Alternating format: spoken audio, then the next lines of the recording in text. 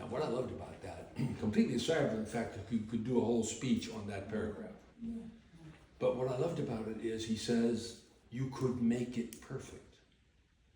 So if you can make it perfect, it means it doesn't start out perfect.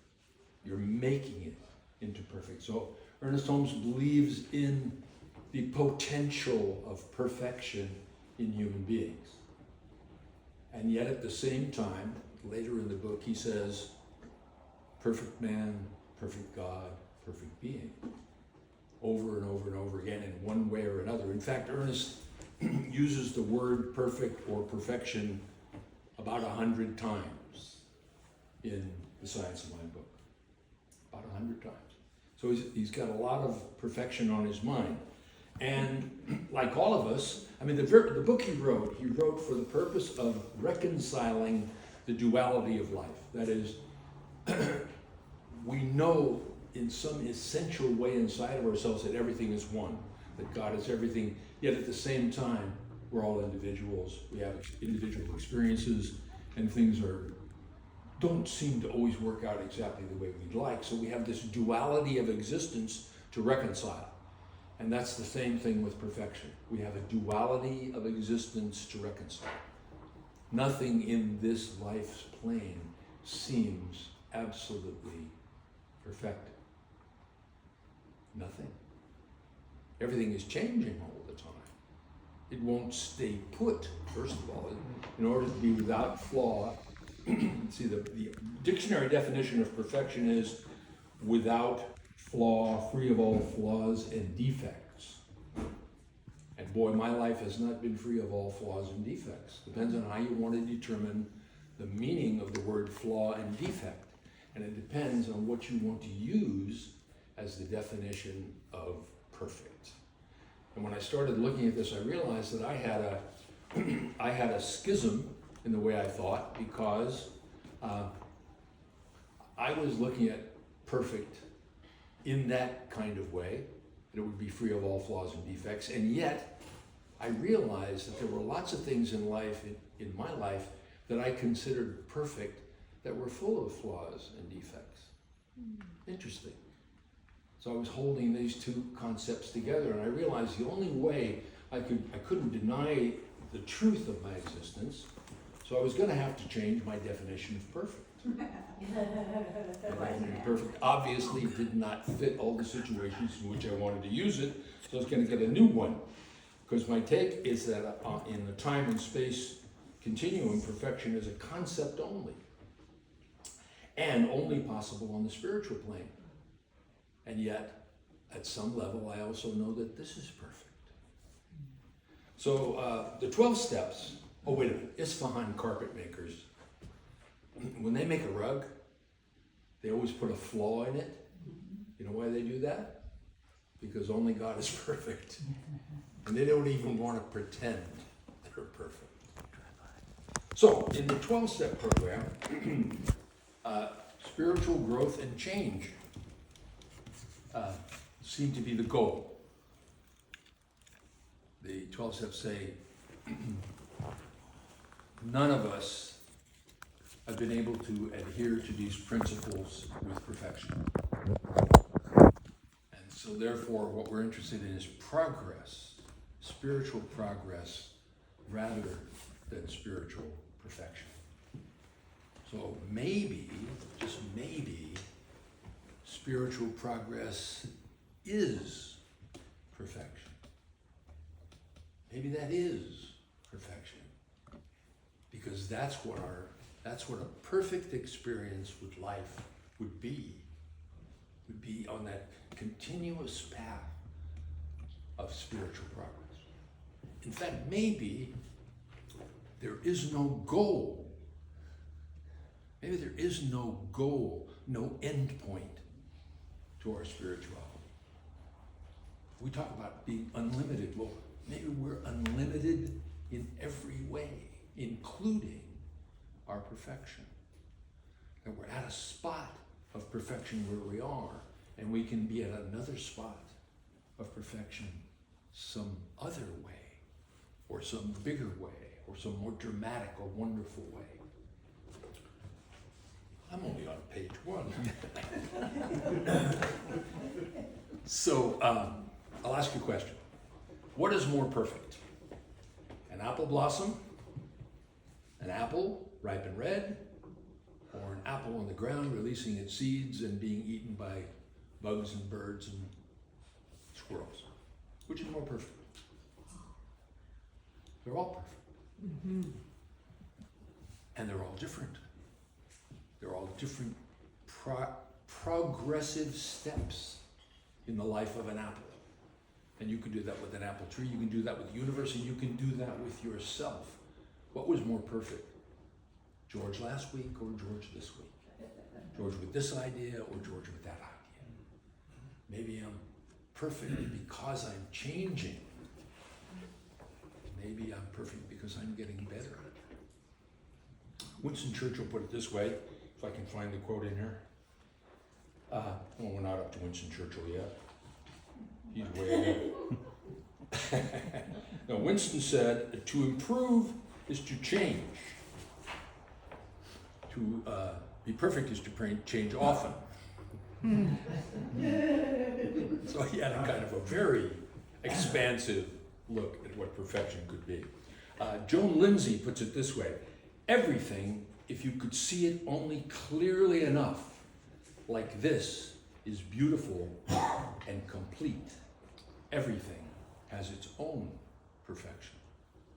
So her expanded vision of that word, not having anything to do with having no flaws or defects.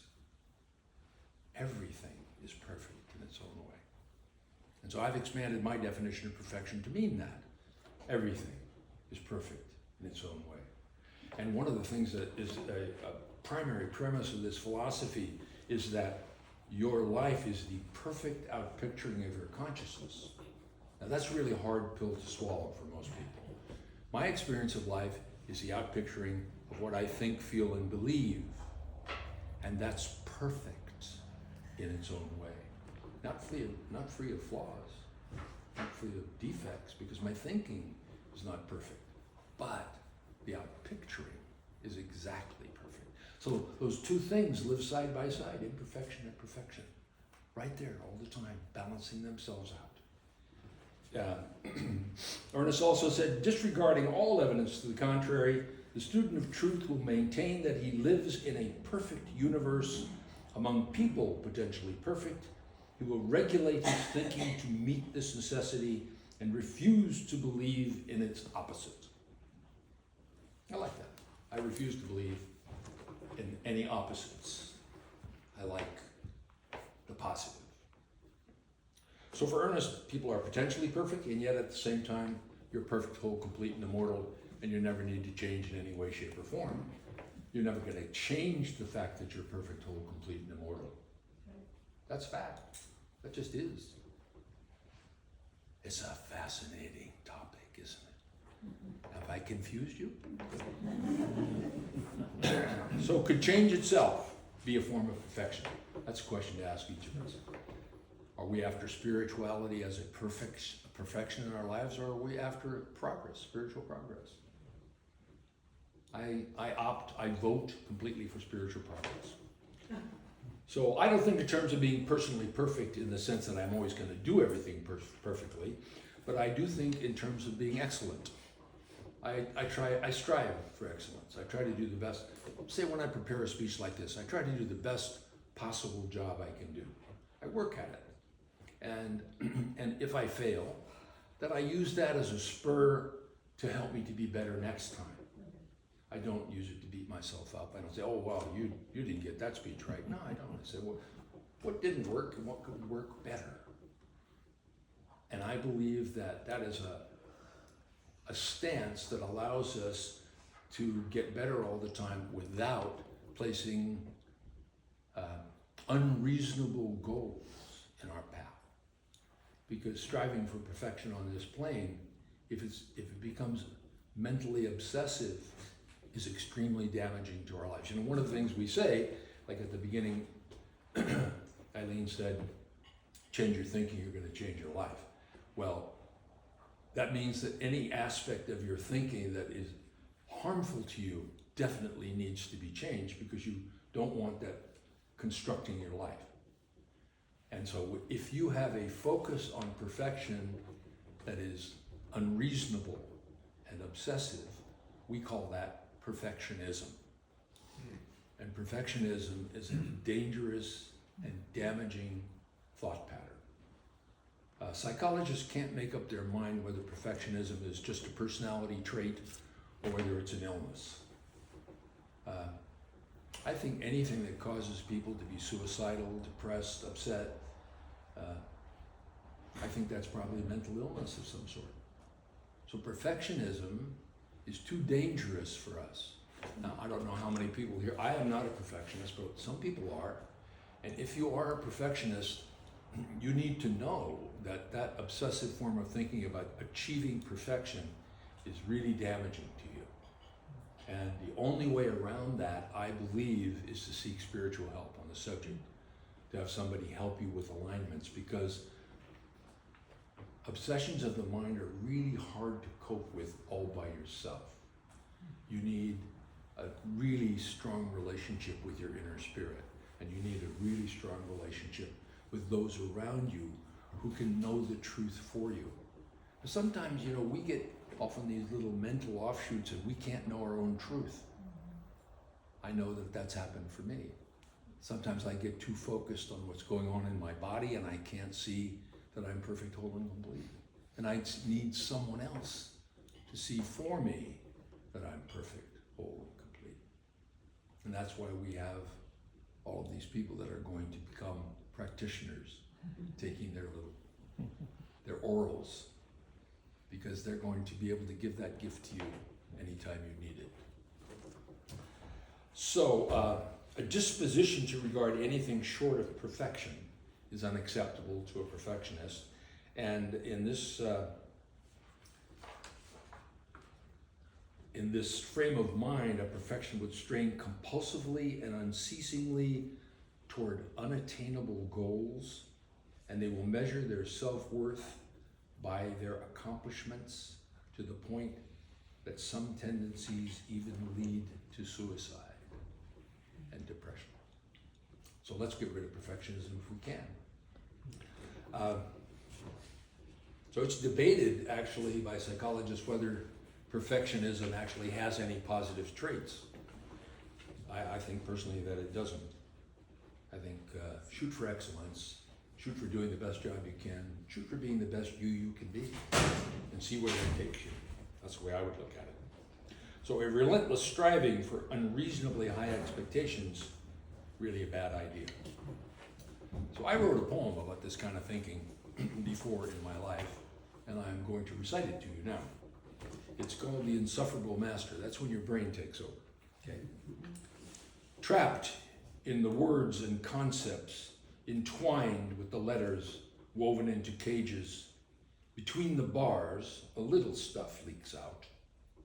Thinking he is those squiggled marks, convoluted schemes, hot feeling cold, truths masquerading, lies on parade. He tells his life out loud. He thinks the right side up, doesn't break the seal, remains fragile, handled with care. His being, tree-like, leans in light's direction, but the umbrella of his brain shades his destruction. Can't let your brain take over. Can't let that kind of compulsive thinking box you into a corner.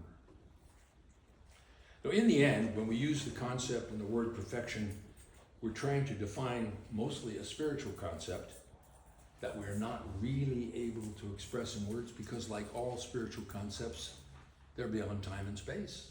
And all of our vocabulary, unfortunately, is really rooted in time and space. So I have another little poem that I like, written by Hafiz, a Persian poet from a long, long time ago. And he said this, he says, "I have 1,000 brilliant lies for the question, how are you?"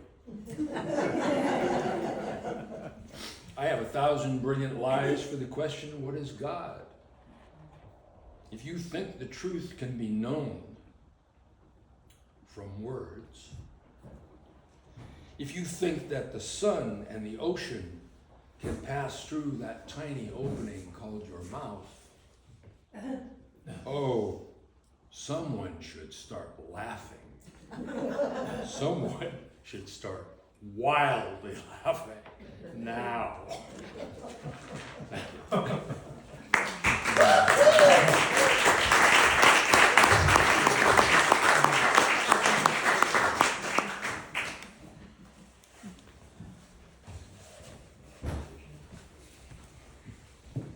Imagine, I'm married to him. I can have this every day, fresh on tap. So now we are coming to the place where we are considering supporting the center. We're gonna pass the basket and we ask you to share your gifts with us. I would like to liken the Center for Spiritual Living to an exchange post, a gift exchange.